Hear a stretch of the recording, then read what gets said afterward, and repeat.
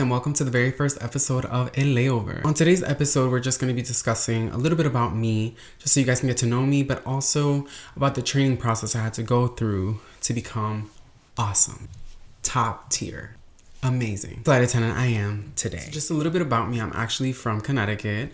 I was living sometime in Tennessee, and then now I'm living in the 305. Before flight attendant, I was actually working in Orlando in an emergency room, doing like patient business stuff. I decided I wanted to jump ship and join the flight attendant world. So I was actually convinced by one of my exes to join. So I did. Here I am. Oh, another thing, I was also in my first semester of nursing school, and then I decided to leave that as well. So the interview process for me was pretty quick. I applied, I think, sometime in February of 2023. And already by April, I was already in training. So my process was a little bit faster than I think a lot of other people. I think if you apply towards the end of the year, the process is a little bit longer. So just keep in mind, if you do apply anywhere like between September, October, November, and December, the process might take a little bit longer and you might get in towards the beginning of the year. So I believe there's like 4 steps. The application, I think there's maybe an assessment, Zoom call, and then face-to-face interview. In the Zoom call, it's very interesting because there is a good amount of people on that call as well. It's not just you. So that was interesting and also terrifying. Once I completed that Zoom call, I went ahead and went on to getting my congratulations, you have a face-to-face interview. I got my ticket and went over to the city that I went to go interview in. All right, kind of a funny story, kind of not. I was actually really sick during my face-to-face. Well, I wouldn't say like super sick where you noticed, but I was sick inside. I actually had a parasite in my face-to-face interview, and I did not come to find this out until maybe a few weeks after. Yeah, I was not feeling good, but I knew that this was my opportunity, and so I took it. I went. Luckily, I did not get sick during the process, but as soon as I left the place, I started getting sick again. One thing I will say about the interview process is network. So I had started meeting people already in my face-to-face. That way, once I was going to training, I kind of already had some familiar faces that I can kind of connect with. That is one important thing in this job. You want to network. I am very much a social butterfly. When you are in the interview process, just make sure not to overdo it. You know, be yourself. People who were trying to be the loudest in the room or trying to be, you know, a character, all got sent home first round. So be yourself. That's all I can say. Be yourself. They'll see right through it. And just stay positive, smile. It's super important to be a flight attendant. Once I completed that interview process, they did pull me aside and say, hey, you'll get an email within the next 7 days telling you basically if you got it or you did not.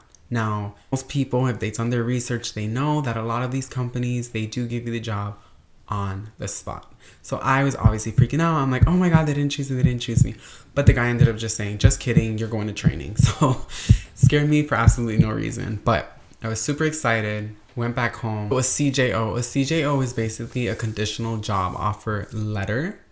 It's what they give you if they think you are the one.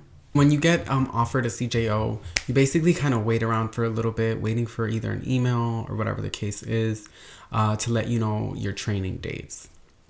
Well, when I had gotten offered training dates, there was about 3 different options, 3 different classes I could join. So I decided to wait for like 2 extra weeks just to get 2 extra weeks of pay. Some companies, some of these airlines, they do offer some sort of compensation when you are in training. However, others don't. So my recommendation is save. If you can work overtime at your job that you currently have now, do that. Because again, some companies don't pay and you're like 6 weeks without pay, and that is not fun. Because again, the goal is to save as much money as you can before you start this training. I think by the time that the face-to-face interview happened to by the time I got into training, it was about a month and a half. So I was able to save some money, give my 2 weeks, and continue on with my life. The company did give us an option of bringing up to 6 bags to training, which I was like, absolutely not. I'm not carrying all of that. So I think I ended up bringing like maybe 3 bags, 3 pieces of luggage. So which wasn't too bad. I was able to manage to the airport with that as well. Once I got to training, it was super, super exciting. Again, I got to like know so many people. Training was about 6 weeks. And to be honest, I had such a great time in training. The time just went by really quick for me. Some things are airline specific. Like I know for my airline, I did not have a roommate in training. I had my own room, which was great because I don't like to share certain things like bathrooms and stuff. I didn't think the tests itself were that difficult. Now, I do believe that it's more of a mental thing than anything else. So mentally, it was kind of exhausting. I think by week 3, I was already kind of like, I maybe had 2 breakdowns already. But other than that, like I said, the tests are not that difficult. Some people were just kind of like putting fear into everybody, like, oh my God, no, if you do what you're supposed to do, listen during the lectures and then study some after, you'll be fine. Like, I didn't feel like I was studying every day. I think I needed like a mental break as well. Some people were studying so much, and then it ended up just being overwhelming for them.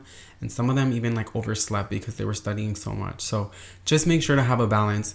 You definitely want to study, but you also want to have like a mental break, give yourself some time to just decompress, enjoy the experience, and you'll be great. Once you complete training, you get sent to a base. Now, we had the option of choosing which base we wanted. And so I, of course, chose Miami because I was living in Orlando. It just made the most sense for me. But they had a bunch of different options. Okay, so one thing you want to make sure is that when you are choosing these bases, you are taking into consideration cost of living. Most of them are pretty expensive. So if you are going to relocate, just take that into consideration. You have to do like move-in fees and like all this other stuff. Now, some companies do offer settling day pay, which they give you up to, a few days to just kind of get situated in your new city. But once you graduate, it's pretty much like they just kick you out. And so it's really up to you to figure out the rest of your life. And so for me, again, I moved to Miami. I knew it was more expensive than Orlando. I just didn't know how much more expensive until I got here.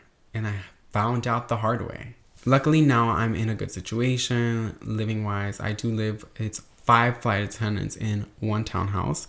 But we do have a 5-bedroom, 3-bath townhouse. As I mentioned before, networking is super important in this industry just because you might not get based where you want. And if you don't get that, you might need to get some roommates. So networking in your class, when you graduate, you have people to live with. There is also options of crash pads. Crash pads really range from like $200 all the way to probably like $1,000. I'm not sure. I haven't had to do one, thank God. But I know some people that have. And some of them have good experiences, some of them have bad. You just really need to do your research before you get into any crash pad. All right, and so some of the requirements to be a flight attendant, I think you have to be minimum 21 years old. I think you can go into training as 20, but you have to at least graduate by 21.